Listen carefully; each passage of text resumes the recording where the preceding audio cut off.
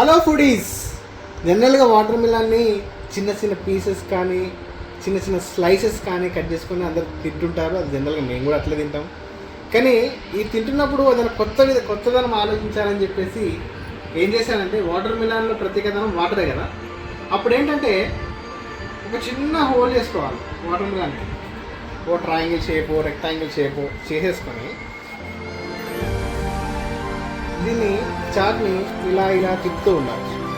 దీంట్లో ఏమవుతుందని అంటే వాటర్ అనేది జనరేట్ అవుతుంది. చూడండి,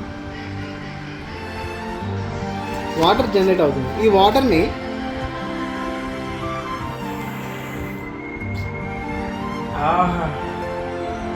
ఎటువంటి సప్లిమెంట్స్ లేకుండా దీన్ని తీసుకుంటే ఆరోగ్యానికి మంచిది, కొత్తగా తిన్నట్టు అలా అనిపిస్తుంది అనమాట. డెఫినెట్గా మీరు ట్రై చేయండి.